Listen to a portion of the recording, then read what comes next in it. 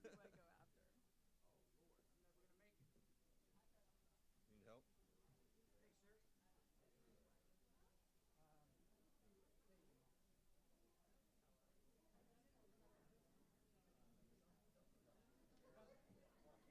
Would you mind if I sat on the end? That would be awesome. Hang on a second. Okay. I might bring you up this way. I might.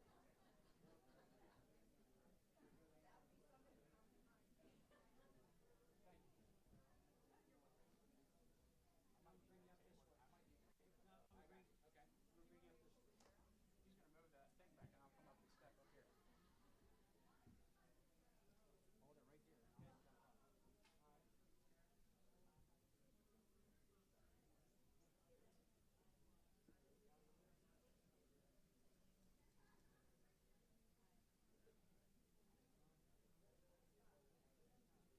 All right. You wouldn't happen to have an extra pen, would you? Yeah, actually. Here you go. Trap now. That's love. Yeah. I got a picture to show you after this too. Oh yeah? Yeah.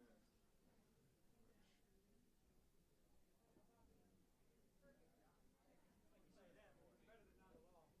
Better than not at all. Okay. You ready to start? Oh yeah.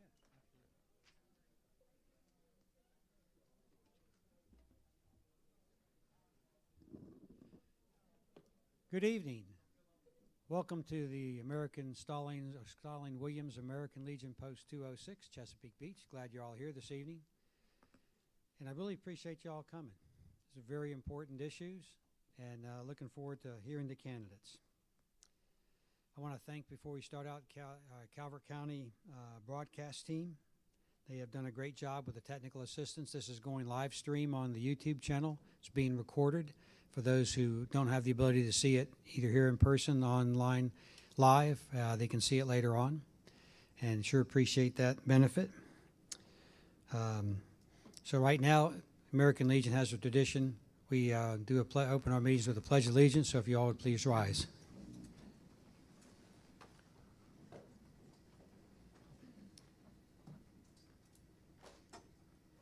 I pledge allegiance to the flag of the United States of America and to the republic for which it stands, one nation under God, indivisible, with liberty and justice for all.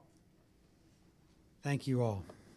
As you came in, hopefully you got an opportunity to grab a card if you have questions you'd like to ask.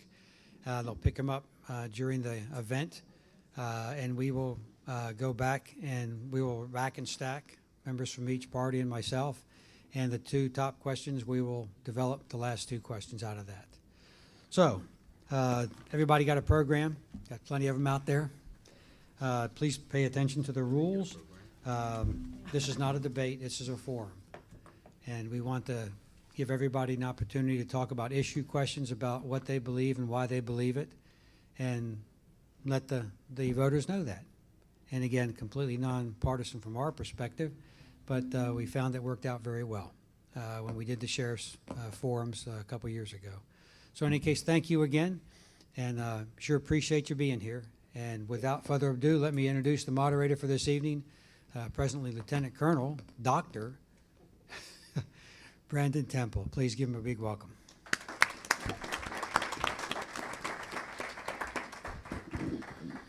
Good evening, everybody. Good evening to the candidates and to everybody, all the citizens here today and all those here on live stream.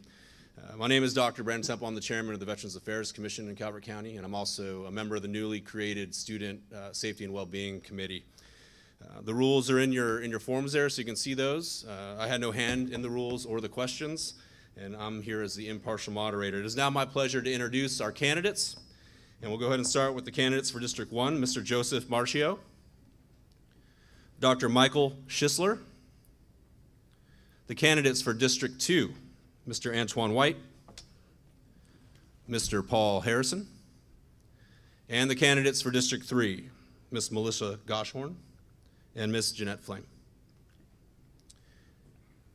I want to say thank you to all the candidates for being here tonight, for participating. Our community, our state, our republic can't survive if citizens aren't willing to serve. And each and one of you have stood up and said you're willing to serve at great personal cost, not only to you but to your families. So thank you so much for being here and your willingness to serve our community. And with that, we'll go ahead and get started. Each candidate will now have 2 minutes to articulate why county residents should vote for them. We did a luck of the draw before, and Ms. Flame won. Ms. Flame, what's that? Didn't Mr. White win? You did. We'll start with Mr. White. Good evening, everyone. My name is Antoine White. I'm the current president of the Board of Education. I am a U.S. Air Force veteran. I'm also the president of the Community Mediation Center. I'm also on MABE. I'm a chairperson for the Resolution Committee, and also I'm on the Legal Services Association. I have a daughter who is in 8th grade at Calvert Middle School. I ran in 2020. I was elected. I received over 20,000 votes. And I started my campaign the day after I was elected to the Board of Education. I will continue to serve. I'm also besides a mediator, I'm also a basketball official. I've been a basketball official for over 30 years. So that gives me the ability to make decisions really quickly from the information that I have. I'm seeking your vote for re-election because I want to continue to serve. I've served Calvert County for over 30 years in volunteer positions, even before I had kids in the school system. I've been endorsed for the second time by both unions because of my service. I make sure that I visit every school and I show up everywhere because my job is to be a bridge between the community, the educators, the Board of Education, and that's what I do and that's what I love to do. Some of the information that I received from another candidate is to make sure that I remember to serve. It's not just get a title and do that, but continue to do the work and do the work well. Communication is key. You have to be able to be open so people can come to you with questions, concerns, and also make sure that that hammer is scary. But yes, I'm asking for your vote November 5th for re-election to the Board of Education. Thank you. Now, I know why I said Ms. Flame earlier, because this is the opening statement round when we were supposed to go alphabetical order. I will now go in reverse alphabetical order, so we're going to flex. So, Dr. Schisler, you're up. Good evening, and first off, thanks to everybody who's here tonight. Thanks to everybody who's here tonight. Thanks to those who are watching from wherever they're watching from. My name is Mike Schisler. I have been in this county since the late 70s. I worked with the school system for a total of 43 years. I served there. Started out as a teacher down at Appeal, and then I was also split between Appeal and Mutual. And for that 10-year span, then I came up to Beach as assistant principal for 4 years, and then I was principal for 29. What has always impressed me about this community, Calvert at large, but especially the Beach community, is how well people know each other and how they support each other. And I think that's true throughout this county. We were talking recently as to what's special about Calvert, and many of us said it's the fact that you can go almost anywhere and you're going to run into somebody that you know, somebody that you've met before, you worked with, played sports with, whatever, or your kids knew their kids. So there's a uniqueness about Calvert County. I think it's important that we also keep in mind that we're here to serve all of the kids of this county. It may sound trite to some folks, but I believe that it's our duty to respect, protect, and love each of our kids. And if we're doing those three things, I think we can make everything else fall into place. Again, thank you for being here tonight.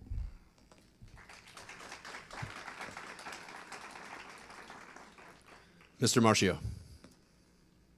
My name is Joe Marcio. I'm originally from Northeast Ohio. Moved here to Maryland in 2005, chasing a girl. But the good news is it worked out. We got married, have 2 little boys, which are the entirety of the reason why I'm running. Got a 5-year-old that's in kindergarten at St. Leonard Elementary, and a 13-year-old that's in 7th grade at Southern Middle School. Quite simply, I just want to make the school system as best as it can, make sure we focus everything on the students and the education of the students, both from resources and fiscally, as well as focusing the school safety on making sure our students are safe, our students are able to use the restrooms, and do everything they need to do to have a first-class education. That's the reason we moved down here over 10 years ago, was because of the great reputation that the Calvert County schools had. So I want to continue to do what I can to help to further that and improve it even further, and just make it better for my children as well as everybody else's.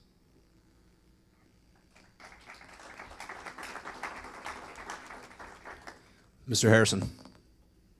Thank you, Dr. Temple, and thank you, American Legion, for holding this event. This is an important piece of community outreach, both for the Board of Education and for me. Thank you very much.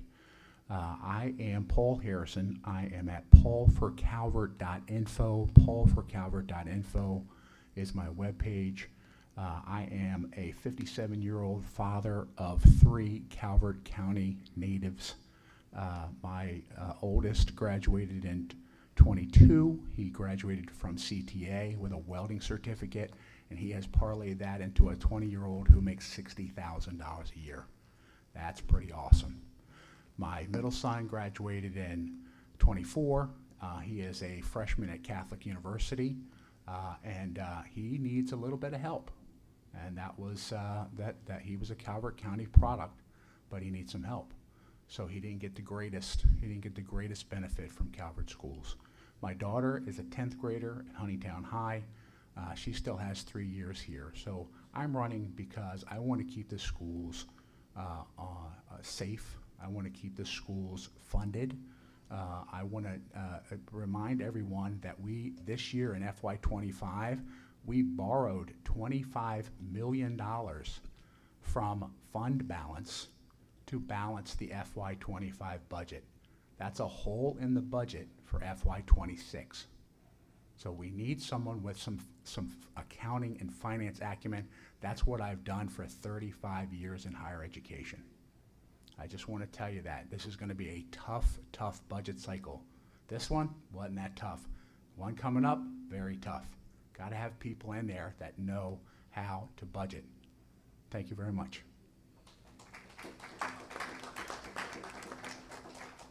Ms. Goshorn.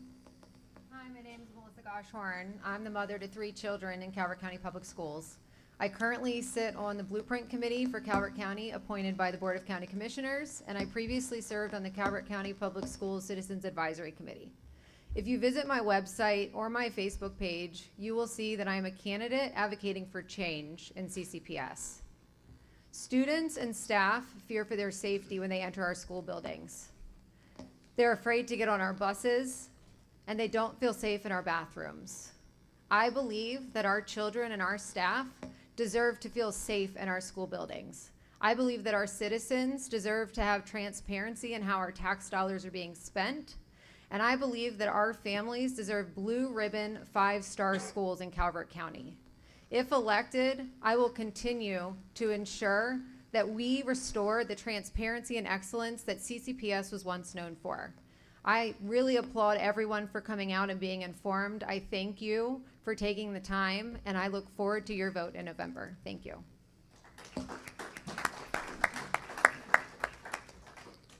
Ms. Flynn. Hello. Can y'all hear me? There we go. Hey, hello. My name is Jeanette Flame, and I'm running for Board of Education. First, I would like to thank the American Legion for holding this forum. I would like to thank the Democratic Central Committee and the Republican Central Committee for coming together to come up with these topics and these questions. I would also like to thank Dr. Temple for being our moderator tonight. So 35 years ago, my husband and I were planning on having children. So we came to Calvert County because of its excellent school system, and we have not been disappointed. My kids went through pre-K to high school and attended the CTA. They've had a great education here. My husband and I volunteered for the PTA, school trips, field trips, theater, band, anything. It was an awesome time, and I really appreciated it. So I've had the opportunity to go to a bunch of different things in Calvert. I've gone to the CCAC Awards. I've gone to the science fairs, the history fairs. Oh, my time's running out, but it's been an awesome time. Please vote for me. Thank you very much.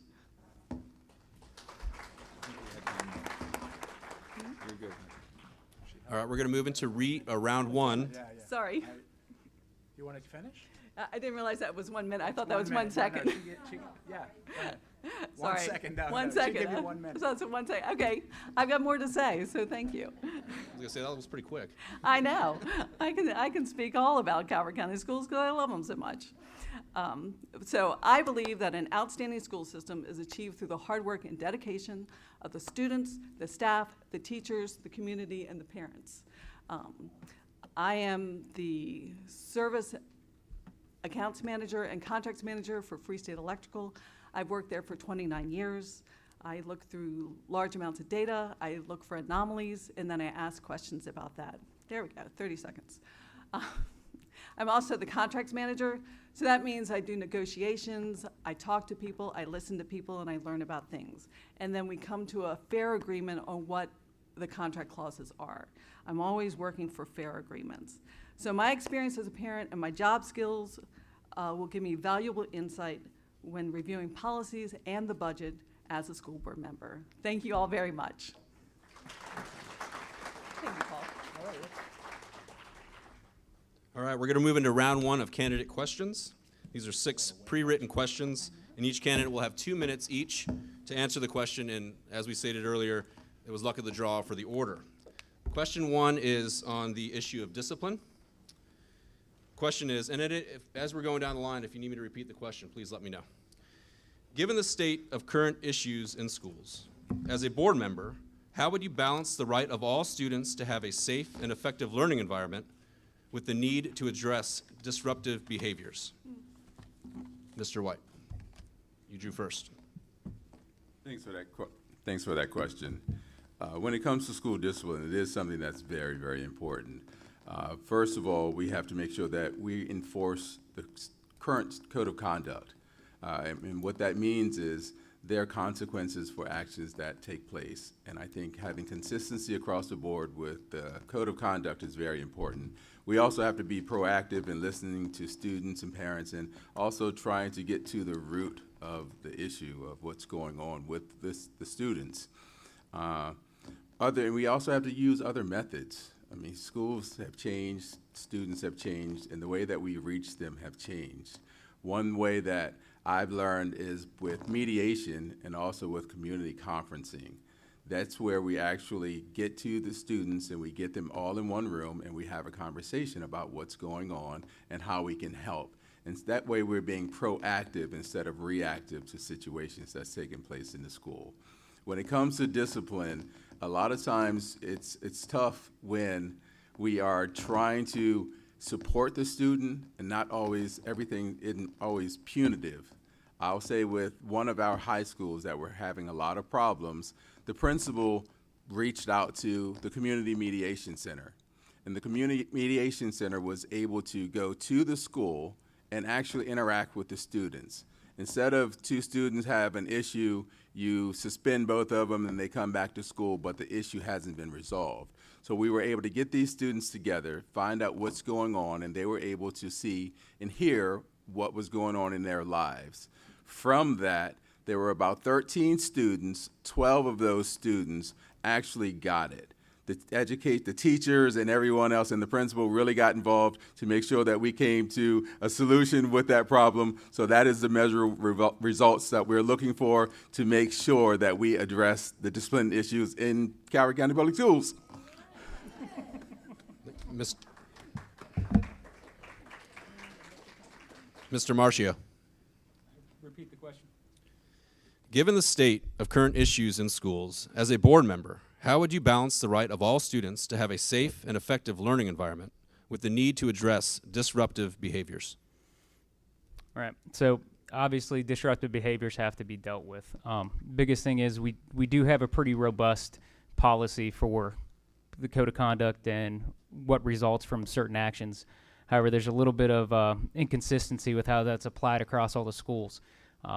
each principal's kind of allowed to treat each case in their schools as they see fit without following a more rigorous version of the policy and doing what's laid out. If we're going to help with this, we need to make it, standard across the board of how each school deals with each type of issue. Mediation is important, but I think we also have to be careful with that. Sometimes that can harm people when you force somebody to sit down with somebody that's bullying them, for instance. We've got to deal with those issues, but we also do have to reach the students and where they are and figure out really what is causing the problem. But if we have students that are acting out and there are issues, there may be some students that need to have alternative classroom methods to continue their education while not disrupting other students. Thank you. Ms. Flame. Thank you. I appreciate the question about school discipline. I know from speaking to students, staff and teachers that there's a small group of students who cause disruptive behavior and who are creating the issues. And while these students are disruptive, there's usually a root cause for this disruption. And the staff and the teachers get together and try to address this root issue with, I think, is a good method of trying to get to behaviors at an early age. CCAC had a book called Lost at School, which I thought was very informative on how to reach these students and how to change behavior. I appreciate the code of conduct and talking about a strict following of the code of conduct, but I do have 2 stories about leeway and gray areas in that code of conduct. So my kids at Northern High School, my son had gone out to he'd gone out to this car. He needed topical medication. So he went out to the car, applied the topical medication, and came back in. So I get a call from the school and say, hey, your son's going to get an in-school suspension because this isn't allowed. And I was like, sure, I understand that. You can't have students going in and out. But he is not doing that great in phys chem or math. So could you please allow him to attend those 2 classes and do the rest of in-school suspension? And they thought about it and they said, yes, we'll allow that, which I was appreciative of. My daughter went to Northern, but she went to CTA for culinary classes.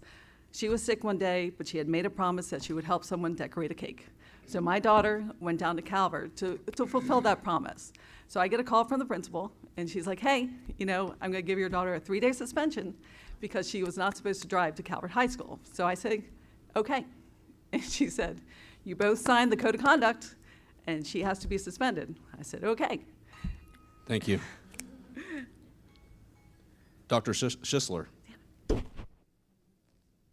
think when we talk discipline, it goes back to what's the relationship with that child, with the teachers in the building, with the administrators in the building. And if we think we're going to have, and we do have a code of conduct, and I use that over the years because it was helpful to give you a sequence of your consequences for the behavior that a child might do. On a bus would be a good example. You might have a warning first, then you might jump to a 1-day suspension. If that behavior continues, it'd be up to 3. If you go beyond that, it could be 5 days. If it goes beyond that, then you could be talking about a month off the bus. But we just can't, and I just couldn't, jump from A, B, C, D, and E unless I knew I was keeping tabs with that kid, with that driver, with that family. Because if the problem's going on and on, then I'm not really solving it. We're not solving it, all right? It's continuing, and the kid's still having the issues. So relationships are going to be key if we're going to solve our discipline issues. When kids walk into our building, whether it's into your classroom or into your school, if they don't feel like they are known or respected or protected or loved, then you're going to be at odds with somebody. If you can cross those barriers and make the relationship beginning with week 1, month 1, and build on that and keep building on it, I think the discipline issues become less, and I think it's a lot more harmful to the kid and to the family if we just put on punitive, slap down, kind of a handcuff style approach to discipline. You've got to go back, like Antoine said, you've got to start to figure out what's causing this. How do we address what the issue is? Because unless you do that, it's going to go on and on. Thank you.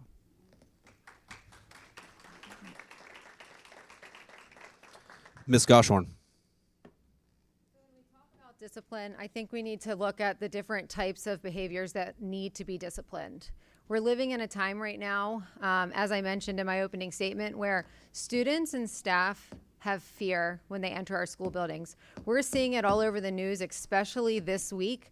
The number of children that are making threats to school buildings, that are bringing weapons to school buildings. And so I think when we talk about those types of behaviors, we need to really partner with our sheriff's office. We currently don't have SROs in all of our schools. I would prioritize that as a Board of Education member to make sure that all of our schools have a dedicated SRO.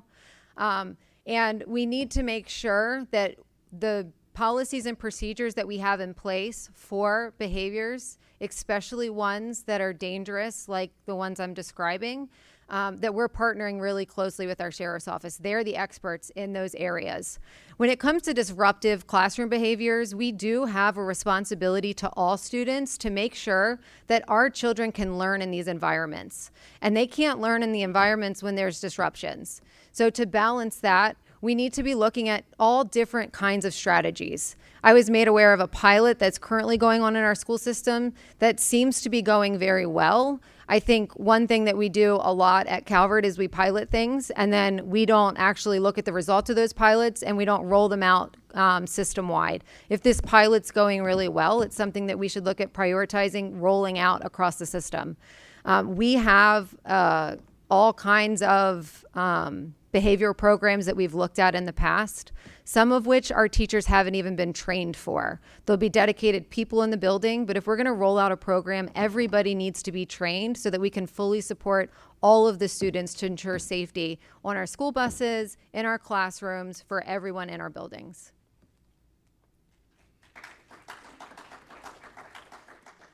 Mr. Harrison.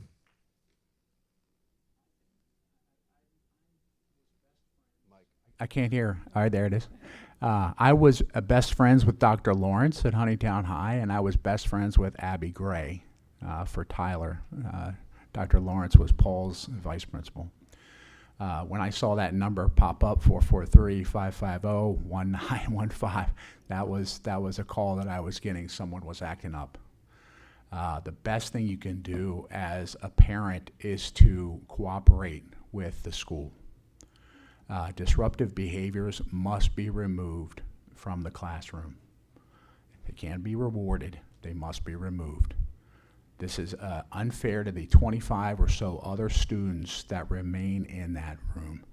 My daughter has told me a story of a disruptive kid, and the plan was to evacuate the classroom and let the kid be disruptive. He was throwing a chair, whatever he was doing. That's not right. That person needs to be removed.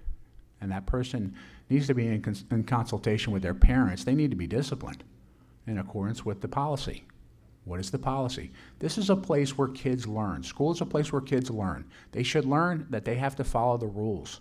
Everyone here follows the rules. No one's acting a fool. You're all sitting quietly and you're listening to the candidates. That's the decorum. Students need to learn that too. My kids never acted up twice, because they were punished at home so that they would be discouraged from acting up in school. We need more of that. We need the plea from the school system to the parents. Please be involved in your students' life. It's not the school's job to raise your kids. It's your job to raise your kids. That's what I'd like to see more of. The officers, the school resource officers, I don't consider them in the disciplinary chain unless something is a clear violation. Thank you. All right, moving into question 2. The topic is book banning and age appropriateness. And the question will go to Mr. Marcio first. As a Board of Education member, how would you balance protecting students' access to diverse literature with the need to ensure age-appropriate media consumption? Well, in all reality, it's really simple. We need to make it fully transparent as to exactly what books are available in what schools and for what children, and make sure parents are fully aware of what they are and give them the ability to opt their children out of being able to look at those books or check them out. There's plenty that have sexually explicit material in middle school and other grades that simply don't need to be there. It doesn't matter what kind of sexual relationship it is, shouldn't be anywhere in our schools. Just like we wouldn't allow, an adult entertainment magazine in our school. If it depicts an act, whether it be verbally via the words or through the illustration, my opinion, it shouldn't be in school. But that's up to the parents. The parents need to be involved. It needs to be transparent. The parents should have the ability to make sure their kid can't check that book out and can't be exposed to that book if they don't want them to. It's the parents' rights. Thank you. Ms. Flame. So I appreciate, I appreciate the question about book banning and age-appropriate books. I trust the librarians and the educators to choose age-appropriate books. I trust the librarians because they witness those children from the beginning through the whole school cycle. So they know what books will appeal to different students and different children. I really appreciate the educators and the librarians fostering a love of reading, because kids who love reading have greater test comprehension scores. If you have a love of reading, the world opens up to you. We really need to celebrate all the kids who read. And not everybody likes every book, so you need a variety of books for all the different kids. So I also want to say, my husband, I'm going to tell a story about my husband. So he was not always a big reader, but he said in 3rd grade, his teacher, Miss Emanuel, read The Mouse and the Motorcycle, which enthralled him. And then he read The Pushcart Wars and Volps the Red Fox. He remembers this vividly. So I feel like there are plenty of kids out there who read a book and are just enthralled for the rest of their lives. And I think in this time and age of cell phones, TikTok and Instagram, we should be celebrating all the educators and all the librarians who foster this love of learning and reading. So thank you very much.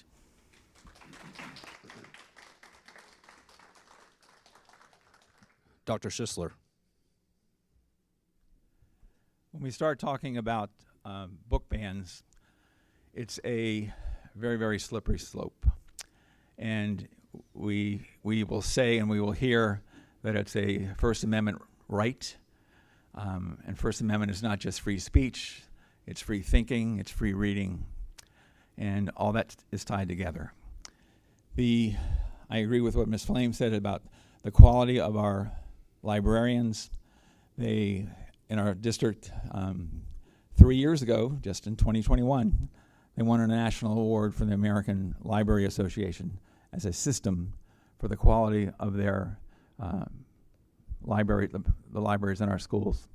And when they review books, the elementary librarians meet quarterly, the middle and high school librarians meet monthly, and they're quite aware of the books that are on the hot seat. Right now, there are 3 books that are banned in Calvert County. If you go elsewhere, go to South Carolina, you're pushing 100. Across the country, it's supposedly, 1,300 books that are banned. So when we start banning books, we are saying, and parents have the right to speak to the school librarian. So maybe my initial point should have been, talk to your school librarian. Tell the librarian your concerns. If you know a title that you don't want your child to read, you've got that option to say they won't read it, and the librarian's going to work with you. So that's already there. That's already embedded in the system. But your right to say no for your child doesn't mean that you have the right to say no for this child or for that child, okay?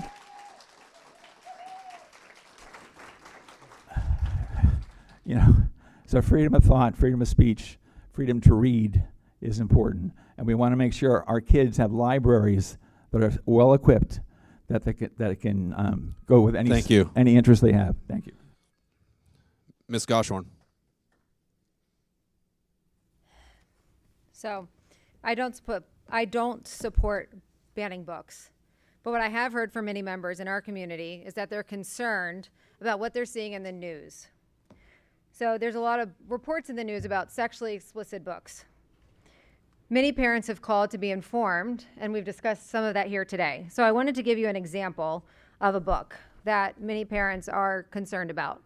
So there's a book called Damsel. It's currently available in Huntingtown High School, Calvert High School, and Northern High School. When we talk about the parents having the ability to understand what their children have access to, they do so in a system called Destiny. In Destiny, the description for Damsel says that the book is about waking up in the arms of Prince Emery. Amma has no memory of him rescuing her from a dragon's lair, but she soon discovers there is more to the legend of dragons and damsels than anyone knows, and she is still in great danger. It says it's a fantasy book with an interest level of young adult. Conversely, a site called Common Sense Media, which is an unbiased site that looks at books and movies and TV shows, their description says that this book contains graphic descriptions of a character being digitally raped by her rescuer. A young woman is stabbed with a sword and then raped in the resulting wound. As you can imagine, Destiny, and I'm sorry, my voice is shaking, it's disgusting. Destiny does not tell the parent that their child is about to read a book about a girl that is raped in a wound. As a Board of Education member, I would really, I would vote to make sure that our books are properly cataloged so that our parents know if their child is picking up a book that talks about rape.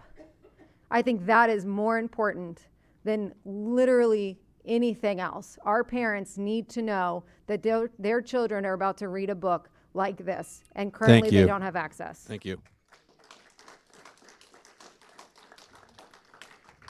Mr. Harrison. Really appreciate that. Listen, in my home, my kids do not have constitutional rights. They are not free from unreasonable search and seizure. They do not have freedom of speech. They do not have freedom of thought. When they are in my building, they do not have constitutional rights. If they want constitutional rights, they can have those when they get their apartment. In the school system, the same applies.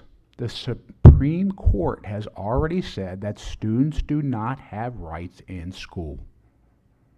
They are not free from unreasonable search and seizure because it was ruled that those searches may determine a greater risk to other students and a risk to themselves. We have to put this in the proper framework. School is government.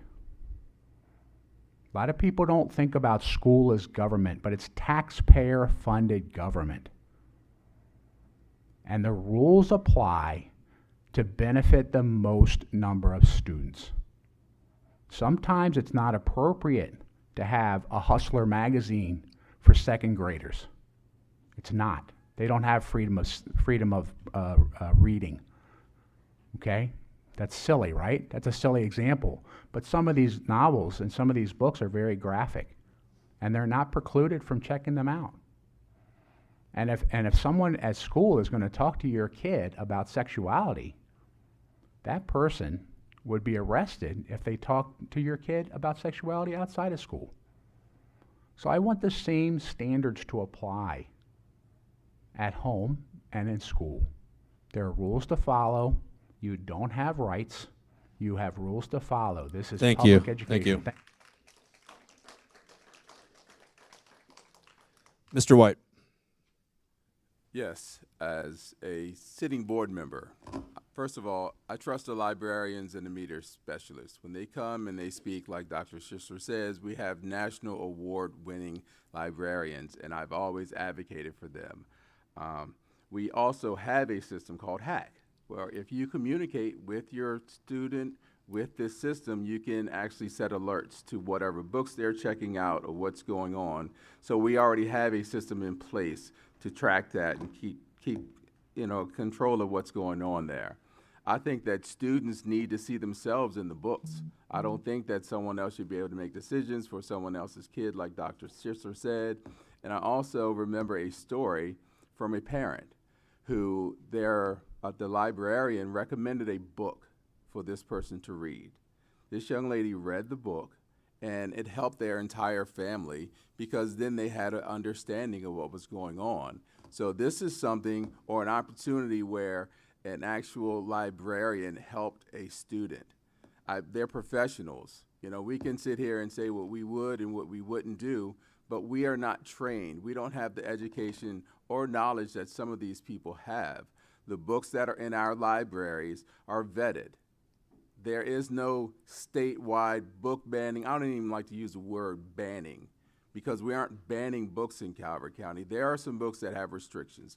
There are currently 3 books that have restrictions on them, so that's a little different than banning books. So when people come to meetings and read the most explicit parts of a book in a live meeting in front of kids, you know, who's really the groomer? That's the word that people like to use.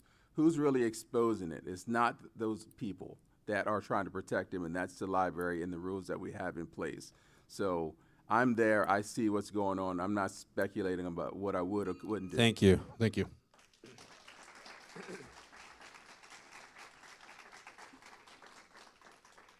We're now moving on to question 3, and the topic is role of parents in education. And the question is, as a board member, how do you envision the role of parents, guardians, in helping to shape their child's education? Ms. Flame, you'll go first. Thank you for this question. So I believe that parents are the earliest and greatest influence in a child's life. We instill values and morals, and that is the bedrock upon which our children stand and go forward in the future. Our role as parents is to have our children gain independence from us so they can stand on their own 2 feet. So when they face issues and problems, they have that bedrock to stand on. So I think the teachers and support staff are there to help each child. We're there to advocate for our own children, but the teachers and support staff are there for each child. So we know our own child, but they know all the children and how to deal with all those children and how to help all those children. Parents do need to be involved. We need to be involved in the PTA, in the school clubs, you know, the field trips, bringing in cupcakes. We have so many different jobs that we can do to help the school.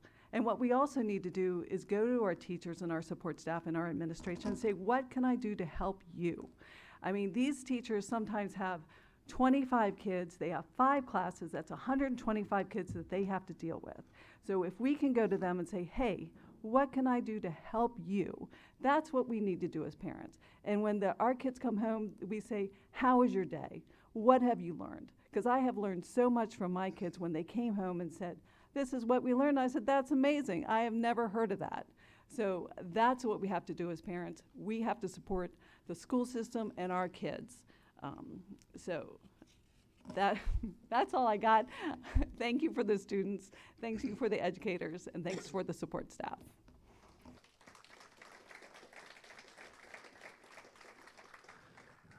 Dr. Schisler. When we talk about the role of parents in our schools, with our schools, we have to think of the word and the idea of partnership. And it's got to be a partnership between the home, the parents, and the school staff, teachers and instructional staff, even building services staff. It is a partnership to raise our kids. And we don't do it well unless we're working with each other. There's a phrase, you may have heard it, a Latin phrase, it's called in loco parentis, and it means in place of parents.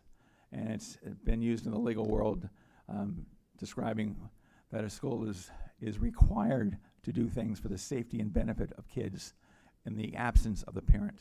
When we send our kids to school for 7 or 8 hours a day, we are trusting the school staff, from bus drivers to the building, to the lunchroom, until they get home. We are trusting them to take care of our kids and do the best for our kids. So we have to act together as a partnership. And I don't know about you, but I think most adult lives are pretty full. And I don't know that if we asked many families that they're going to find the time, hopefully they can, but they can't find the time to put a lot of extra free time into the school or even at home. How many parents come home exhausted? I think quite a few do.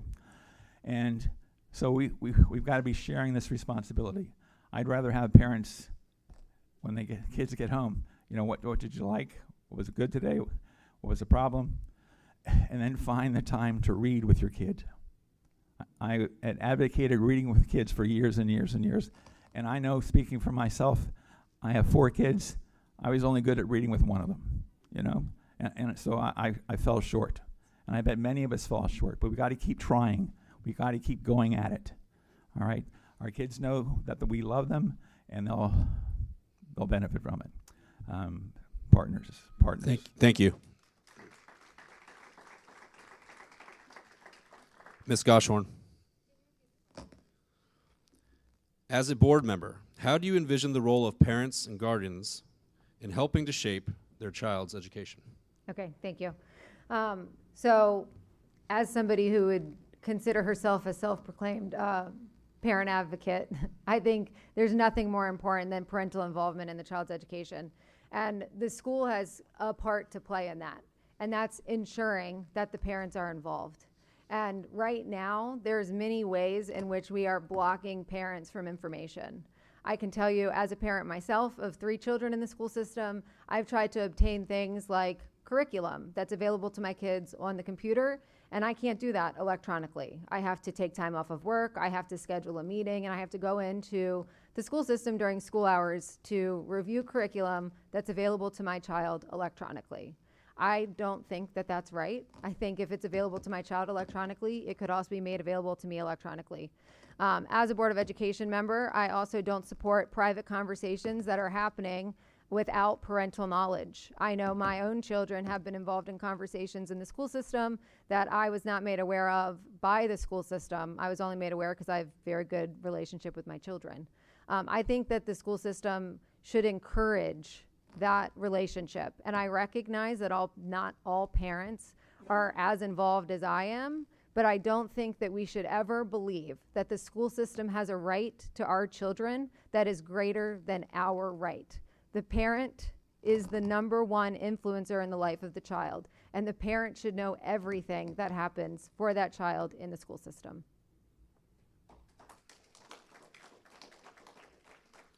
Mr. Harrison.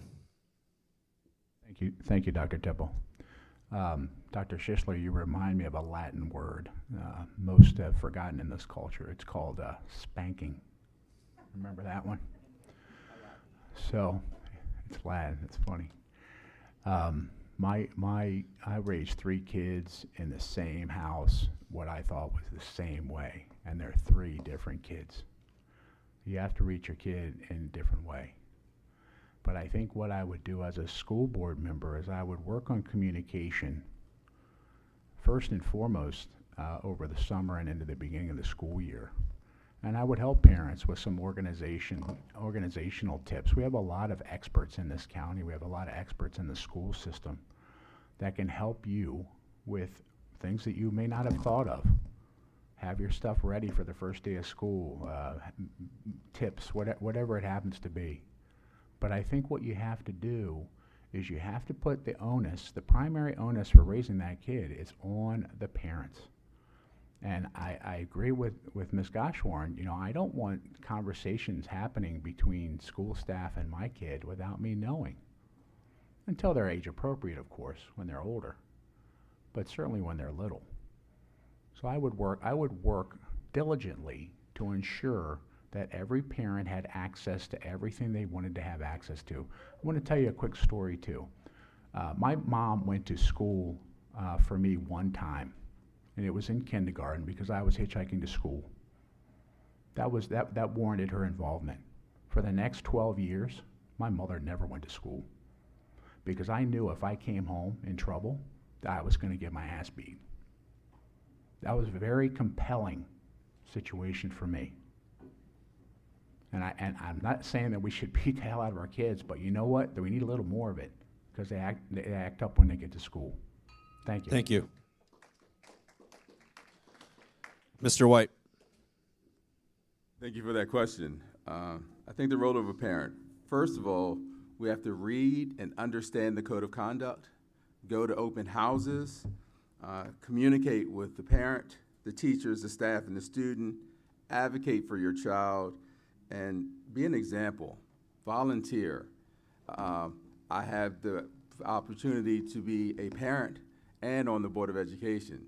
So each parent who comes to me, I don't know if they're Democrat, Republican, Independent, it doesn't matter, because that child in that seat is my main responsibility.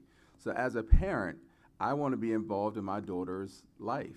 I volunteer at school dances. You learn a lot about your kids and other kids when you volunteer at a school dance. I go on field trips. I make sure that I'm involved. So as a parent, I love the communication that I get from my daughter's teachers. They get emails at the beginning of the year. You have opportunities with HAC and with Schoology and everything else to really be as involved as you want to be in your child's life.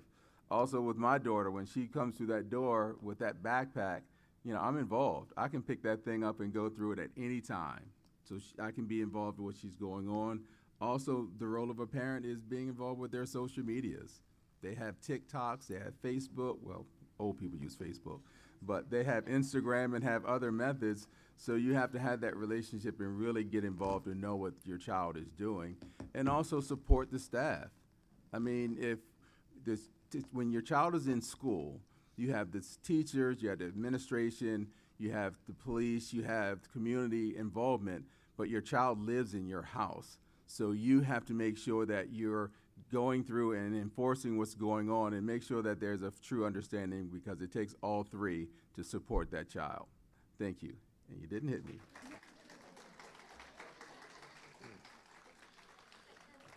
Mr. Marcio.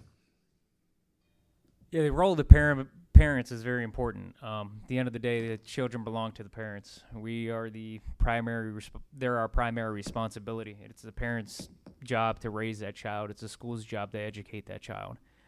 Parents should be able to get quick and easy access to any information they want, whether it be curriculum or any discussions that are had in school, and there should be none that are withheld from a parent for any reason. At the end of the day, my opinion, it's very simple. There are kids. Parents have the first rights. Parents need to be heavily involved. I know I am with my boys. Try to pick up my kindergarten off the bus every day. Social media definitely is a concern, but for that reason, my teenager doesn't have any social media. You got to stay involved, figure out what's going on, talk to their teachers. But getting answers and getting the information you need to be involved and know what's going on inside the classroom or in the school should not be difficult to obtain. Thank you. Now I'm going to move to question 4, and this is on test scores. The Maryland Comprehensive Assessment Program, or MCAP, just published its results with CCPS at a 62% proficiency rate in ELA and 32% proficiency in math. If elected, how would you work with our superintendent to improve these scores? Dr. Schisler. What I'm going to begin with is that as a parent and as an educator, we have become, I guess, conditioned to look for test scores as the results of proof that our kids are getting a good education. One of the questions we need to ask, both as parents, community, and as educators, are these tests worthwhile? Are these tests doing what they claim to do? As somebody mentioned earlier, you may have a test results and you may rank in the top 5, but if the whole state is low, then that test is not really helping you to know that you're, high among folks that aren't doing so well. And we've had in this country a long history that there's a testing industry. So tests are given annually. States sponsor them. Sometimes states write them, but usually they go to private companies, commercial companies. And we've been paying their bills for years and years to get test results, or to have tests made and then have our kids take them and get the results. I think it would be better for us as a community and as parents and as educators, especially as parents, to ask some questions.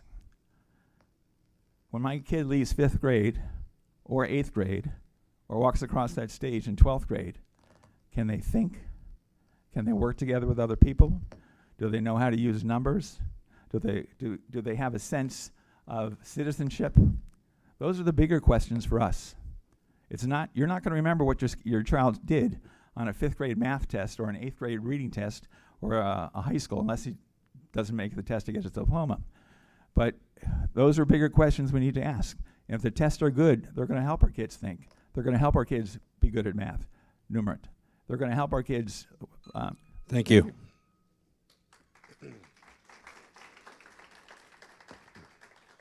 Ms. Goshorn. So I agree with Dr. Schisler that we really need to think more about how we think about test scores. Testing is a really big business. And as a Board of Education member, we do have an opportunity to work with the other Board of Educations in the state. I think that we have a real opportunity at the state level to really look at, why are we doing these tests? Is it really just a funding mechanism? Is it the best way to see how our kids are doing from an academic standpoint? I personally think that we're in a position at this point, it's been going on for so long, that we are teaching to the test. And that isn't the best way to ensure, because not all kids are really good test takers. So while, yes, the test scores are not great, and I think that it looks badly upon the school system, I do think that I agree with Dr. Schisler that we need to be looking at other metrics as well. From how I'm going to work with the superintendent, since that was the question, I think we need to look at all the programs we have in CCPS. We spend a lot of money in a lot of areas on a lot of programs. We don't really do a good job at looking at how those programs are actually helping our students. So I think we need to take a really hard look at the programs. And I think that it's really important when working with the superintendent that we take in consideration all of the different ways students learn. I think we need to get back to basics, though. There was a lot of learning loss in COVID. We can't ignore the fact that there was a lot of learning loss in COVID. And as a mother to 3 children myself, I can tell you that what my youngest learned or have learned in elementary school is very different than what my oldest learned when she was in elementary school, so pre-COVID and post-COVID. So I think that there's still a lot of work to do regardless of test scores. Thank you. Mr. Harrison. That there were 62% are reading at grade level, and then you said 32% are only doing math at their grade level. Is that correct? Proficient in math and Proficient 60% in math, proficient okay. in ELA. So that leaves, for ELA, it leaves 38% that are not reading at grade level. That's pretty remarkable. I mean, maybe you're a half full, or the glass is half empty. I don't know what side of the fence most of you are on, but 38% are left behind. I thought the whole gimmick was to no child left behind. We left 38% behind, and now they're deficient for their next grade. That's sad to me. 32% on math. Wow. That's 68%. I could do that in my head. See how I did that? Because when I went to school, they actually taught you math. Here they're teaching some Common Core and 90-minute equation to solve a multiplication that you could have done in 40 seconds. That's silly. But 68% are not proficient in math. Wow. I guess they're not going to be engineers or physicists. So I think we do ourselves a disservice to place all of our hope in test scores. That is a disservice. I agree, Dr. Schisler. But I think we also need metrics. We don't run our school system like a business. We don't hold people accountable to improvement.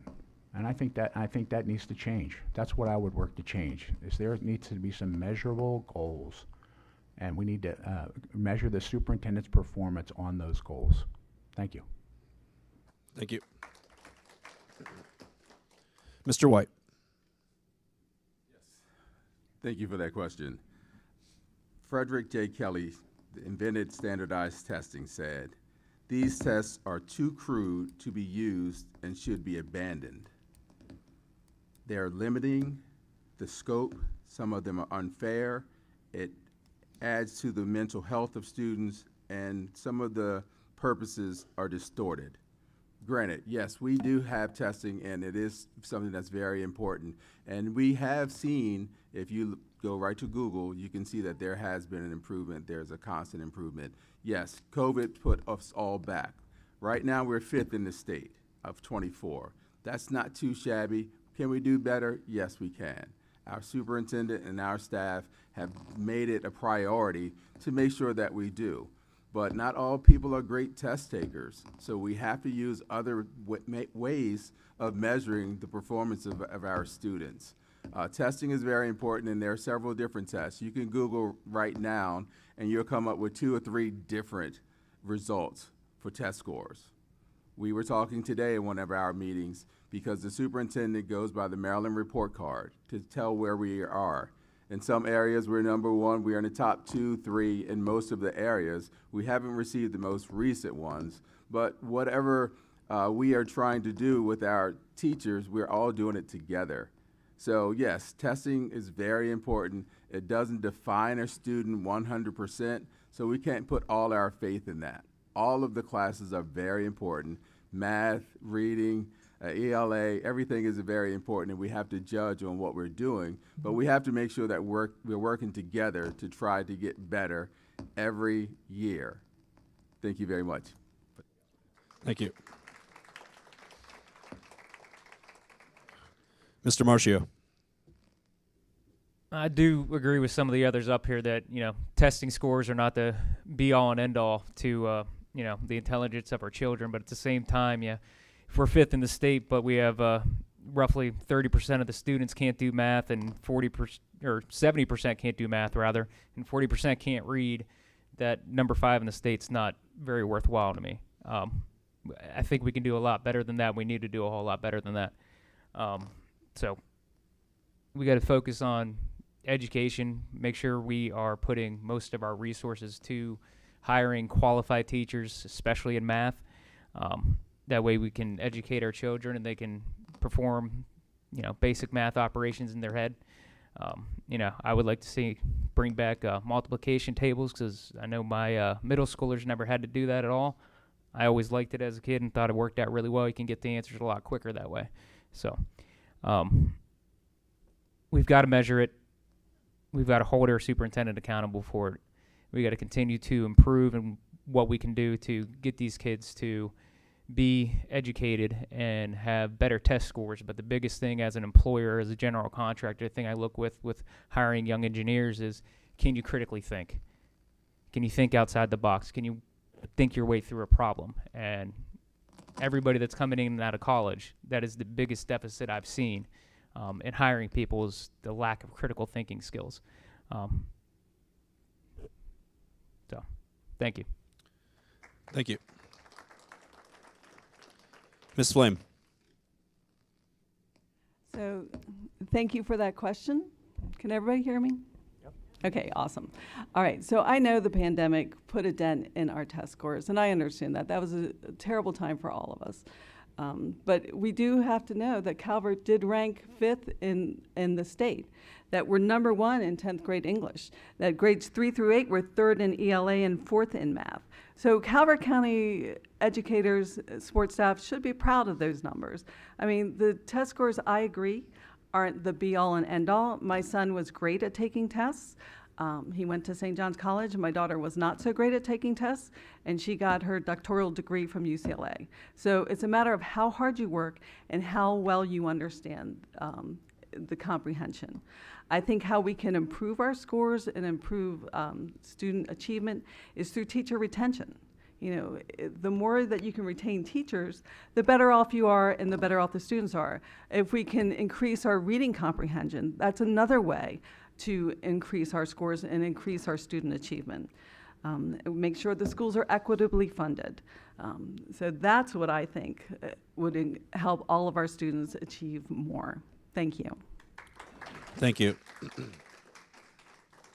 Now moving on to question 5, and this topic is budget.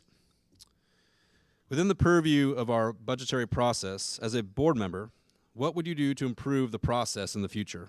Ms. Goshorn. Okay. Well, I don't even need to write it down. I'm first. Okay. So This year was very difficult. If anyone in the room followed the budgeting process this year, you would know that it was extremely delayed. It ended up impacting not only hiring because of the delay in approvals, but it also impacted the teacher contract negotiations. So as a Board of Education member, I think I'm going to take a lot of what I learn in my day job. So as an executive at my company, when we are doing our annual budgeting cycle, the first thing we look at is how we're going to pay our staff. And our staff is first and foremost in our annual budgeting process. The second thing that we look at is what are we going to do to support our strategic goals. So every year when you go through strategic planning at an organization, you're going to put dollars to make sure that you can support the goals of that strategic plan. So first is staff, and second is strategic goals. Here in our county and in the education system, we should always be looking at how we're going to support the academic excellence of our students. And that's how we need to be looking at our budget. The process itself, I think I wasn't a part of it. I was only on the outside, and so it seems like there was a lot of reasons for delays. But being a community member trying to review the budget book in a PowerPoint presentation, in a Word document, doesn't seem like it's super efficient. So I think that there's probably ways that we could be looking at Excel documents and actually looking at financial reports that might make the process a little bit easier for the board members as they're trying to go through and make decisions about what to approve. I also think that it's really important that we talk to our classroom building staff. We need to make sure they're on the ground, they know what we need, they know what's working, what's not working. And it looks to me from the outside looking in, again, I might see something different. Thank you. Thank you. Thank you. Mr. Harrison. Really appreciate that. Listen, we start in my space. We start budgeting the prior year. We have a 5-year plan that we look at, given the climate, the economy, expected pay raises, union contracts, and such. Those are all built into a 5-year plan. We do annual budgeting 5 months into the fiscal year. So when my fiscal year starts in May, we start October. So there's plenty to do here easily, using just other models that work. We need to start earlier. I was asked to take a look at the budget book in FY24 in August, and I looked real quickly. I was in my flip-flops. I went and talked at a Board of Education meeting. And I looked at the budget, and one of the budget items was unidentified. It's a $24 million plug of unidentified. That struck me as odd. What is unidentified? It's the same when I look through the budget book now. It's a lot of other categories. Other. 2.7 million other. Well, that's a lot of other. I'd like to know what those are. I'd like to dig into that. I think we need to know where all the money is sitting, because we have 2,200 people who make their career in Calvert County Public Schools. We need to make sure that money is available for them so that we don't cause disruption to their lives and they can give the students the best that they have. That's what I think we need to do. Start earlier. Thank you. Thank you. Mr. White. The budget, yes. I'm actually the only one on this stage who's been through 4 budget cycles with CCPS. Our percentage of the funds that we receive has declined. Matt Poteet actually gave a very, very detailed description of we are receiving less and less money. Communication with the Board of County Commissioners to get a full understanding of our CCPS's needs. There needs to be trust. We must have students and staff as a priority and be honest with what we need. If you really want to see what we went through, just go to the June 11th Board of Calvert County emergency meeting. You'll see exactly what we were going through. this was definitely a very, very tough cycle, especially with the $22.5 million from the pilot program that was missing. So as far as when people are saying that they found money and things like that, that's not what happens. We have unrestricted funds. So that's where this money someone supposedly found. But I also will say the current board worked our butts off. We had meeting after meeting, hours after hours, and that was a question that I had, because when it says other or something, I was asking, well, what is that for? So we did have another meeting, and we were there for about 4 hours during the day, really dive deep to find out what was going on, to make sure that the monies were accounted for. So it wasn't easy. It's something that every year we kind of go back and forth to try to get that, but ensuring that our support staff, our teachers, and everyone is taken care of with negotiations going on at the same time was something that was very, very important, and everyone worked really hard to ensure that everyone was taken care of, making sure that we had our students first. Yeah. Thank you. Mr. Marcio. Can you repeat the exact question, please? Within the purview of our budgetary process, as a board member, what would you do to improve the process in the future? As far as improving the process, the easiest thing to do would be to try to work on negotiations with unions prior to establishing the budget and starting the budget process earlier, getting those things out of the way. We've got to focus the budget and all the funds to the students and the teachers, specifically the teachers, not administrators in central office. We need to take a hard look at where the money is being spent. If we spend $100,000 on Board of Education consultants and another $19,000 on a superintendent consultant, not really sure that's a great way to spend our money. We have people that are in those roles. I'm not really sure why we need consultants. Maybe there's something I don't know, but I think we spend entirely too much money on consultants, especially since COVID. Before COVID, we had, I think we had several five-star schools. We have 4 less now. There's only 1. We've got to take a hard look and dedicate that money to the teachers and the students specifically, because we need to get new teachers and retain teachers. Believe we have a shortage in teachers, but not on the administration side. So we need to focus that on the teachers and the students, plain and simple. Thank you. Ms. Flame. Thank you. Hello. Thank you for that question. I appreciate it. So I've gone to almost all the Board of Education meetings for the last year and a half. I witnessed them going through the budget. It was a big process. I went to the emergency meeting. So the school could not have expected that the state of Maryland would not give them $22.5 million. That must have been an incredible shock to all of you. Luckily, the Board of County Commissioners seem to have worked out the pilot program this year, and hopefully we will get that $22.5 million from the state of Maryland. That being said, I think we need to increase our budget. I think we need to work with the Board of County Commissioners and get more money into the school system. We need to pay our teachers more. We need to pay our support staff more. We need to get more teachers and more support staff. We have to support our buildings. We need new buildings. So we have a lot of reasons to request more money and work with the Board of County Commissioners. So the neighboring counties are paying more money. They're recruiting our teachers. So that's another reason why we need to increase this to keep teacher retention.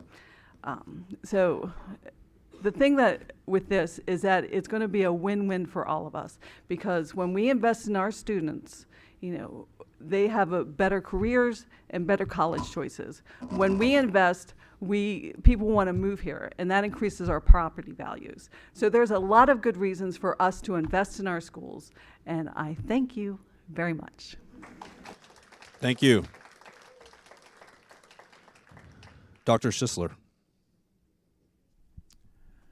I know the evening is going on and we're losing some folks, but thank you for being here. With the budget, it was quite a year, and Antoine talks about being in the budget cycle for 4 years and going through the cycle. I've asked a few friends who were in the system as long as I've been or longer than I've been. And my question is, do you remember a year when we didn't have some kind of drama with the the education budget. And most folks could remember a year that was, non-argumentative, let's put it that way.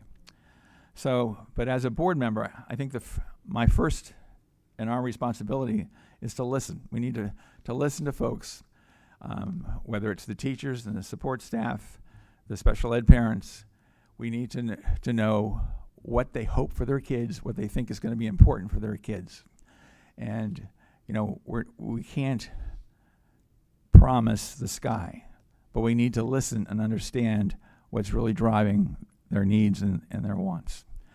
And what keeps coming back to me, and maybe to some other folks too, is that because of this drama that we go through and the surplus, battling over the surplus budget funds, if you Google the wealthiest 21 counties in the United States or the wealthiest 100 counties in the United States, our Calvert County comes out as the 17th wealthiest in the nation. If you Google the top wealthiest counties or the ranking in Maryland, we are second in the state of Maryland. Howard is first, Montgomery's third. And that's from a site called property.com. So there's realtors, incentives for that information.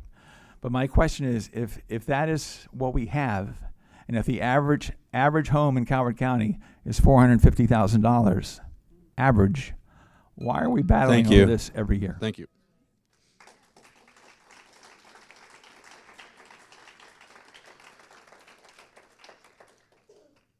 Go ahead and get your audience questions in if you haven't already.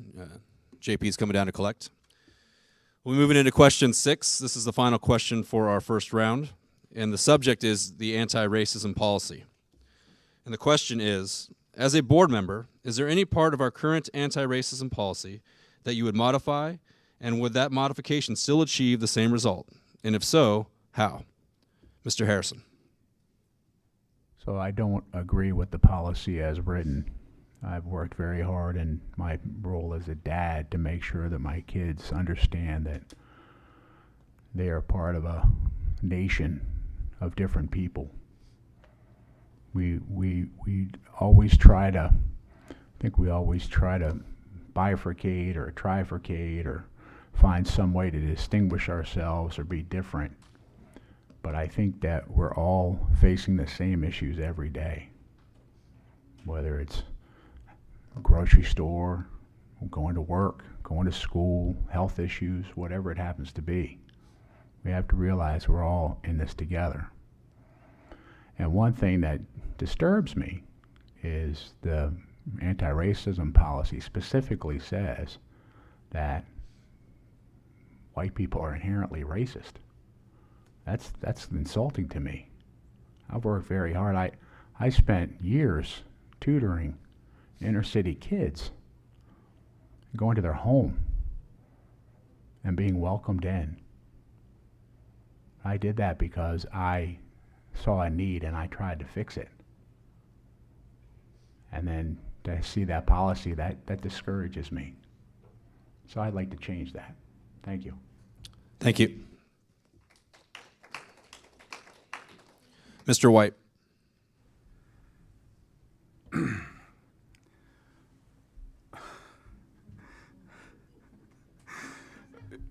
I'm sorry. Yes, the anti-racism policy, we actually updated that policy today. It is a policy that is absolutely necessary to have for several reasons, not only because of state and federal laws and things like that, but it is something that's necessary to make sure that each student is treated fairly in our school system. So just because we have a policy, people shouldn't look at it as we're doing for them, so we're taking away from someone else. That's not what that policy is for. The policy is to ensure that everyone is taken care of and is supported in our school system. So it's not only black or white, it's the special needs, it's gender, it encompasses everything and everyone. So we just have to make sure that we're very careful of the words that we use so we don't make someone feel isolated. We have to make sure that everyone feels accepted in our schools. So that's one of the reasons that I'm glad that we have an equity director, and we have student services, and we have all these people that work together to make sure that the policies that we have in place are important. Sometimes people say things and it's just simply not true because they have not read the actual policies to really get an understanding of what these policies do and what they're for. And when we are looking at or thinking about policies, we have to have empathy. You have to put yourself in someone else's boots to actually see how that person feels or how that person could feel, and if we're doing the right thing for them. And as a sitting board member, we have to ensure that we are doing the right thing for each and every student and meet them where they are and make sure that they feel comfortable in our system. And that's my job. And yes, I'm done. Thank you. Mr. Marcio. Yeah, it's very important to have an anti-racism policy. I think as everybody can tell from all my answers so far, I don't take a lot of time in my answers as far as how long it takes me to give my answer. Kind of the same point, I don't think our anti-racism policy needs to be all that long, nor do I think it should single out a single type of racism. It should be pretty simple. Don't be a racist. I don't think we need to call out anything else in particular. Talk about, don't want to single anybody out, but having the term white supremacy in there does just that. It's very simple. Don't be racist. Nobody should be judged for who they are or how they look. It's pretty simple. Thank you. Ms. Flame. Thank you. So I have printed out and I have looked at the anti-racism policy, and I encourage everyone to look at this. I think I support the anti-racism policy. I support all of the purposes on here. I would like to point out item H, to remove the institutional barriers in hiring and retention that create inequitable representation of staff. So when we first came to Calvert, and my kids went to Beach Elementary, Mr. Schister was the principal there. The staff seemed like it was like 40-60, black to white. I'm not sure if that's accurate, but it seemed pretty close to 50-50, and I was grateful for that. As my kids moved on to Windy Hill, there was one black teacher. That was Ms. Baker, who was the art teacher. Then my kids moved on to Northern, and I asked my son today, do you recall any black teachers? And he said, no. I did not have a single black teacher in all of Northern High School. So I realized that, we don't think of ourselves as racist, but we absorb institutional and historical racism. You actively have to fight that. You have to look and make things equitable. I recommend the book, The Warmth of Other Suns, to everybody so we have a greater understanding of institutional racism. I understand that you want to treat everybody the same, but not everybody has the same experiences as a white person. So when we know better, we do better. So thank you. Thank you. Dr. Schisler. We need the policy.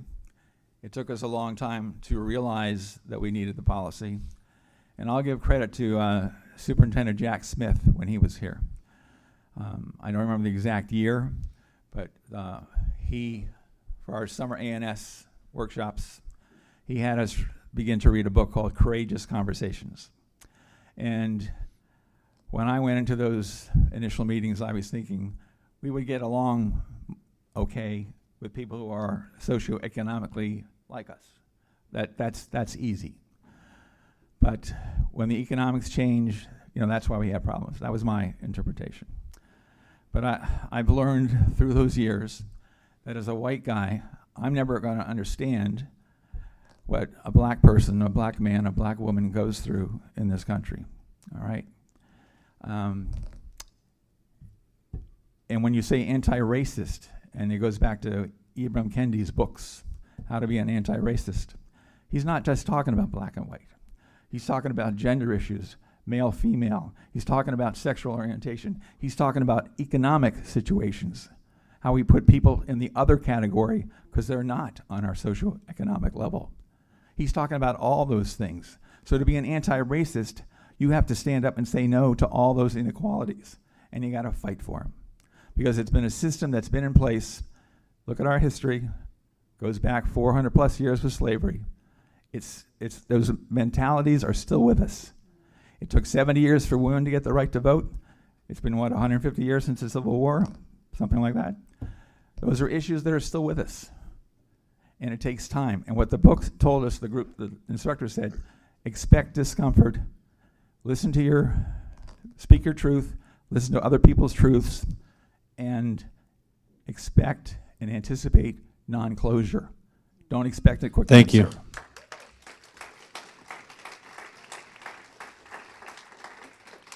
Ms. Goshorn. So when it comes to the anti-racism policy, I will say that I agree with Mr. White here that we should not isolate anyone and we should feel empathy for everyone, which is why as a Board of Education member, I would encourage and vote to remove any language within the anti-racism policy that isolates students, like the term white privilege. I'm not sure what changes were made in the policy today because I was driving, and so I'm not sure what you guys changed, but that's my position. I would remove any language that isolates any student in that policy. Thank you. All right, we've narrowed it down to 2 audience questions. Thank you so much for those who participated and wrote a question. Each candidate will get 2 minutes to answer these 2 questions. First one will be to Mr. White. And the subject is teacher workload. A teacher is trained and educated to teach children. How do you plan to enact new policies without putting more work on the teachers? Great question. I think that our teachers do an amazing job, and I think that we do need to give them more time to be able to work and to educate our kids. You have one teacher standing in front of 25 students. They don't all learn the exact same way. So I know that we have, with the new contract, put more time in for personal development so teachers can work with other teachers in the classroom so they can learn and get mentors from other teachers in the building.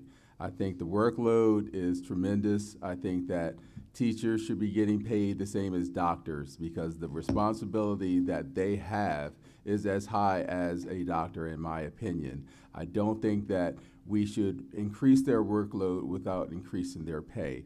But to be perfectly honest, most of the teachers are doing it because they just love to teach. They love to educate. It's not always about the money. So instead of putting more work on them and having them to work harder to do their jobs, I think that we have to work with the superintendent and also with the supervisors to ensure that they have the proper amount of time to get their jobs done without having to take work home, work on weekends and things like that, which I know a lot of them are doing now. So that would be that's what we continue to do, and we work on every year to make sure that we try to keep the class sizes smaller so they don't have 25 students in a class, so it makes their workload even tougher. So I think working with the educators and the unions to make sure that they have ample time to do their job is what I continue to do as a sitting board member. Thank you. Mr. Marchio.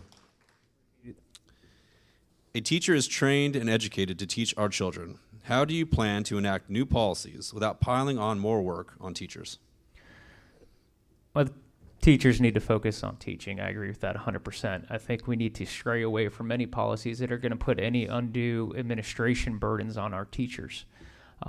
Unfortunately, with some of the blueprint stuff that will ultimately come down, if I'm not mistaken, it'll result in teachers spending even less time in the classroom, which is unfortunate. It may increase class sizes. So we need to take a really hard look at that and how we can deal with that from a policy standpoint to not put any undue administrative burdens on our teachers and allow them to educate our children, which is what they really love to do. Thank you. Ms. Flame. I'm sorry, could you do that question one more time, Absolutely. please? A teacher is trained and educated to teach our children. How do you plan to enact new policies without piling on more work on teachers? Thank you. So I appreciate that Antoine is a sitting board member because he, I think, explained that very well of how that has been handled. I do think that we do need support staff. We need extra support staff, instructional assistants to help the teachers. I think they do need more time, you know, maybe not having 5 classes, but 4 classes, so they have that extra time. I don't think that teachers should have to take home work. I know they work so hard already that to take extra work home unpaid is unnecessary. So I wish I knew more about this, but I will learn more about this. And I support the teachers and the support staff. Thank you. Thank you. Dr. Schisler. My first thought is to say it's another question of money, but it's also a question of time, and it's also a question of scheduling. And we're talking about things as we see them right now, but we need to have on our radar screen, what about a 4-day work week? What about a 4-day work week for teachers, let alone the adults in our community? How's that going to change things? And I don't mean by 4 days decrease teacher pay. You know, there's David Pink has written a lot about motivation, and one of his mantras is pay people enough so they don't have to worry about money. God help us if we ever got to that point, okay? But think how much that would have to change. It would have to change financially, it would have to change socially. If you have your kids less time in school, where are they going to be? Are we going to expand parks and rec programs? Are we going to expand other opportunities for them? It's a very intricate dance of what we're going to do, but we got to think about that, because if we keep going down what we're doing, we're going on the same route, we're doing the same old factory model, all right, and expecting different results. It doesn't happen. New century, new things are happening. The world around us is changing. Our kids' world is changing. We got to be thinking differently, whether it's AI or the 4-day work week. Lots of thinking to do. Thank you. Thank you. Ms. Goshorn. So I talk a lot to teachers, and they're often telling me about all the administrative work they have to do above and beyond just teaching our children. And some of that comes from regulation, some of that comes from policy. And so as a Board of Education member, I think it's really, really important that, again, I mentioned this earlier in another question, that we use our collective power as Board of Educations across the state to go to regulators and try and look at those things that are causing our classroom teachers undue work. Some of the things that our classroom teachers have to do aren't resulting in positive outcomes for our children. It's just paperwork. And so I think we really need to look at that. I also think that we need to make sure that as a school system, we're not giving policy or implementing procedure off of policy that's putting more work on the teacher, again, if it is not resulting in a positive academic result for our children. I think Ms. Flame had talked about more support staff. I think that absolutely, if we need more staff, we need to bring in more staff so that the teachers can focus on teaching. But I do think we also need to look at process optimization. Are we doing things in the most efficient way possible? There are technologies that we could be utilizing to eliminate paper. There's a lot of things that we could look at. But I fully support, we need to make sure that we are taking as many administrative tasks off of our teachers as possible so that they can focus all of their attention on our children. Thank you. Mr. Harrison. Thank you. One of my kids' favorite teachers is here tonight, Ms. Maslow. Thank you. Awesome. Tina Maslow. We have in our system, we have teachers like Ms. Maslow that are very, very good at what they do. They make an incredible impression on the students. We need to make sure that we put our young teachers with folks like Ms. Maslow, because she's figured it out. My kids talk about her still today. It's pretty cool. When you have someone in your life, like a great teacher, you remember those names. I remember all my elementary school teachers' names. Miss Berry, Miss Landis, Miss Montgomery. I mean, those were formative days, and to have a good teacher is invaluable. So we need to make sure that we don't create any new policies to create more burden. But we also need to push back against some of the policies that come from the state. We don't do that. We just follow lockstep. We need to push that back. We don't do it. What's the consequence? We save some time, we save some heartache. I think we should push back. Where's all that gambling money? Right? It was all promised for education. Where is it? It was replacement money. That let them spend it somewhere else. Hogan had a $6 billion surplus. Now we're in a deficit. What happened to all that money? Didn't come to education. You guys have to be advocates too. You got to call your delegates and your senators and figure out where that money is, because your kids are at stake. No new policies. Thank you. Thank you. The second question and final question for round 2 is on the topic of economic disparity.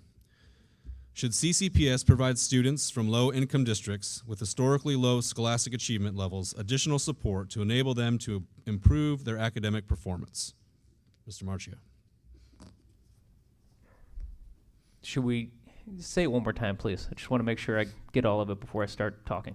Should CCPS provide students from low-income districts with historically low scholastic achievement levels additional support to enable them to improve their academic performance? Yes. We need to, I feel like that's a really easy question.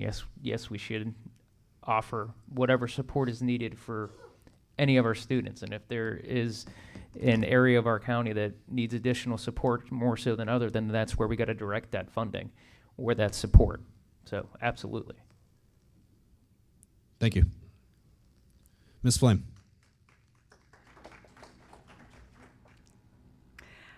Yes, I do agree with Mr. Marchio that it is an easy question. Wherever students need extra help and equitable funding, we should support that. Especially Down County. I know Down County always talks about how they are inequitable, but we need to look at all the funding across all of our schools. Because I was talking to one of the support staff, and she said she never believed that there was inequitable funding. But she went from one school to another school, and she was like, they don't even have much of what they had at the other schools. So it does exist, and we do need to look at those schools and see, and talk to these people and say, what did you see at this school that we don't have at that school? I mean, we need to talk to everybody and find out where the inequities are. So thank you very much. Thank you. Dr. Sisler. On the surface, again, it is an easy question, and I would say yes, we have to do that. And I wonder what would be the flip side, the counter argument to this question. And I would suppose or presume that the counter argument would come from the world of a scarcity theory, of the zero-sum game, that if this school gets something, that school loses something. And so that getting rid of that scarcity mindset is a major challenge for all of us countywide. And it goes back to the things we've been talking about all night long with funding and support, and seeing education as an investment rather than a cost. If we don't make sure that all the kids in our school system have the opportunity to become what they can become, then we're going to pay the price later on. We're going to pay the price whether it's in the prison system or whether it's the folks that can't have to work multiple jobs, can't pay enough taxes, whatever. It'll come back to us if we don't invest now. So we have to get to that mindset. We're in this for everybody. We're in this for everybody countywide. Thanks. Thank you. Ms. Goshorn. Like everyone else, I fully support giving the additional supports that are needed, but I don't think we should look at just low income. I think we need to look at all students. any student that needs additional support, we should be giving it to them.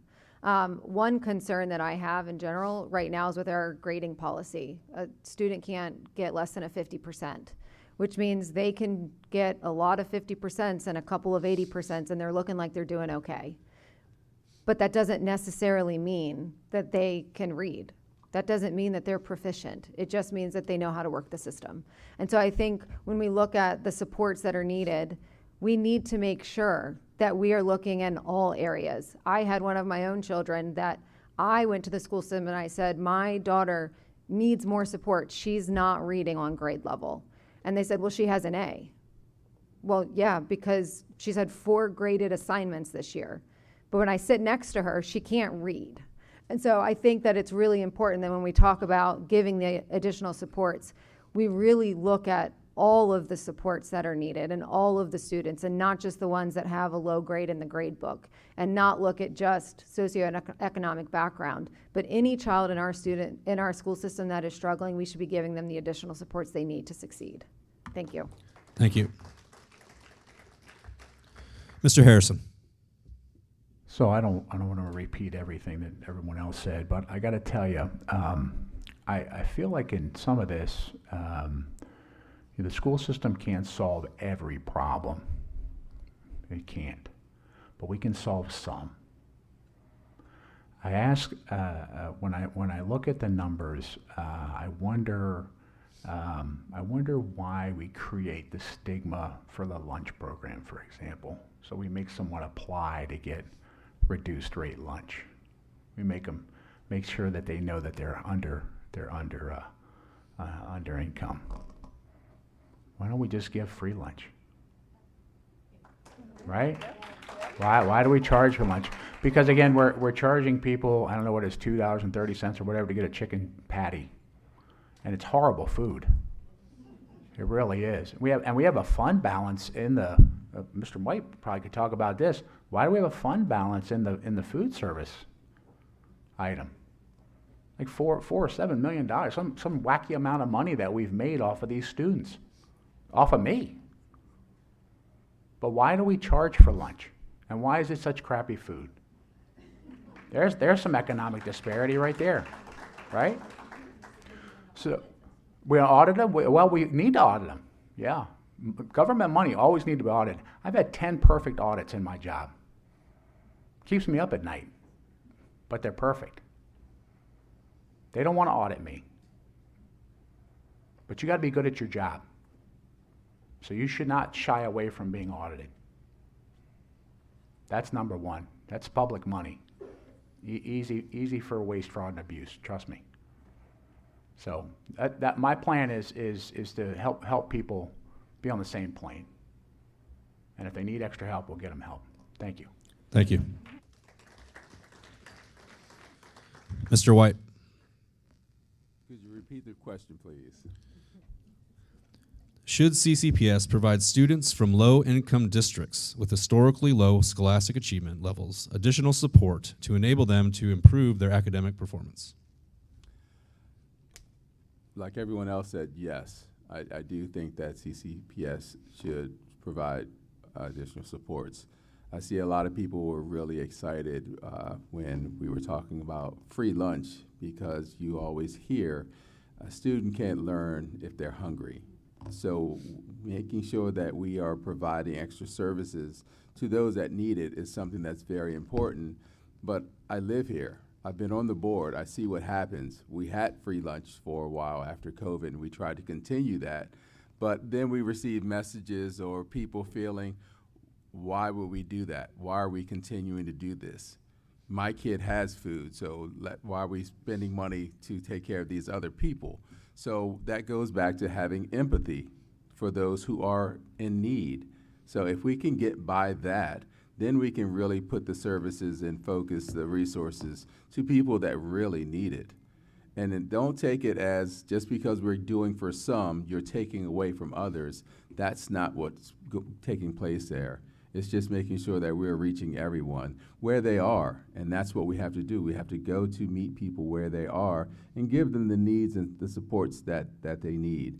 no matter what area of the county it's in, because it's almost like this county is 3 different counties. And I see that people can shake their head yes or no, but that's the way that it is. And I know that from listening to people that come to the board, educators and everything else, that a lot of those resources need to go down south, because we have to make sure that those students and families are taken care of. So absolutely, I'm all for making sure that those who are most in need get the needs and the supports that they need. Thank you. We're now moving into candidate closing comments. They'll each have 1 minute each in this round. We're going to go in reverse alphabetical order. Sorry, we're going in alphabetical order from starting with F, because we started backwards when we started. So, Ms. Flame, 1 minute. First of all, I would like to thank everyone for coming out tonight. I would like to thank everybody who's watching this live. I want to thank CASE and CEA for endorsing me. I really appreciate that support. My experience as a parent and my job skills have taught me to review, research, listen, learn, ask questions, and collaborate. I will bring those skills as a board member. I promise to continue to attend events at different schools and different arenas, because I really love that. I enjoy running for the Board of Education, and I appreciate the wealth of knowledge that people have shared with me. And I hope I get the opportunity to serve this community as a board member of education. Thank you so much. Thank you.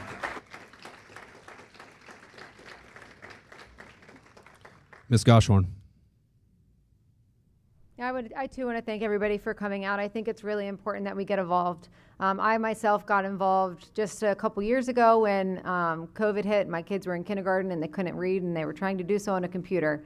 That was unsuccessful, as we're still fighting with that today, trying to catch them up. But I do want to thank everybody for coming out, because I think it's really important that we all have an opportunity to hear from all of us. Obviously, we have differing opinions, but I do think at the end of the day that we're all choosing to go through this process because we want what's better for our school system. I believe that change is needed in CCPS. I will advocate for change. I have been advocating for change. I think that we have a tremendous set of teachers in this school system. I haven't had a teacher that my kids have had that hasn't done everything in their power to make sure that my child feels loved and supported in the classroom. And so I hope to continue as a Board of Education member to continue to fight for our children, to continue to fight for our staff, and to continue to fight for our parents. Thank you. Mr. Harrison. Thank you very much. I really appreciate everyone being here. I promoted this on my page, so if you saw my ad, that's awesome. Listen, I feel like sometimes we're in a race to the bottom. And I feel that way because, when you say that, only 32% of people are math proficient, you're okay with 68%. Oh, well, we're third best in the state. Yeah, the state sucks too. It's the way it is, man. You got to demand excellence. You got to demand excellence from kids. Have you ever heard of the superior-whorf hypothesis? You probably heard of it, Dr. Schisler. Superior-whorf hypothesis says once defined, so treated. It's a self-fulfilling prophecy. When you treat kids and you expect kids to be excellent, they become excellent. When you treat them like, yeah, they're just going to get by, they just get by. I demand excellence from my kids. And I think we should demand excellence from your kids too. Thank you. Thank you. Mr. Marchio. I just want to take a second and thank everybody for coming out and being involved. It does mean a lot. Thank the Legion for putting this on. At the end of the day, I'm just a dad that cares. I mean, that's really the bottom line. Just want to make the school system better for my children and everybody else's. A little bit more about me. I'm a division manager for a general contractor, specializing in bridges and utility construction. Like Mr. White, I'm also an official. I officiate football, though, not basketball. A little bit different. So making those decisions and working in the gray is kind of what we do. At the end of the day, I don't have all the answers. I'm not an expert per se in education, but if you think something needs to change with our county's education system, which I think there could be some changes and some improvements in the course we're on, I might be a person you want to vote for, but I can promise you that nobody will outwork me. Thank you. Dr. Schisler. Again, to echo everyone's thanking the audience and the audience here and on the screen for attending tonight, and thanks to Commander Deakins and the Legion, and especially thank you to Mrs. Deakins, our timer tonight. Let's give her a hand right here. She's kept us moving. We appreciate that. My wife Joan and I have 4 kids, adults now, but they went through the system K through 12, and I've seen it as a parent and as an insider, and we do have a good system. We're not perfect. We always can improve, and we need your support, and we need your partnership. Thank you. Thank you. Mr. White. Yes. Thank you, everyone. Like everyone said, I was born, raised, and educated in the 2nd District, in which I serve now. So that speaks volumes. So I know exactly what that area needs and what works. I've been on the board for 4 years. When I ran for the board, I didn't join to be a politician. I ran because I think we have a great school system. I'm an example of it. So I just wanted to go to serve and to make sure that I'm giving the students and the staff and the bus drivers everything that they need. For me, I show up. I show up for games. I show up for you name it, I'm there. And that's what my sign says. When I actually ran, I said I was going to do certain things, and I made sure I continue to do them, and I'm that bridge. I have been proven, tested, and ready on day one. So I don't have to learn exactly where and who and build relationships. I already have those relationships. Thank you. Thank you. Let's give a hand to all of our candidates for tonight. Again, another hand for Ms. Deacon and the timekeeper, and for the American Legion for putting this on. Before I hand it over, I just want to say thank you, everybody. And as we get caught up in the frenzy of national elections, just remember local elections matter. Okay? Get out there and vote. Get your friends to vote. The farther up the ballot you go, the farther you are from your front door. So get out there, vote. Get your friends out there. I think most people in here will vote, but because you're here, and those watching online still, please, local elections matter. Thank you. And I'll turn it over to Mr. Well, I certainly would be remiss if I didn't thank my wife. After 42 years, I'd really be in the doghouse. I used to collect a lot of truisms as a commander in the military, and one of them is nothing's impossible if somebody else has to do it. And I tell you what, I want to give you a personal thank you for your standing up to do the impossible. Thank you.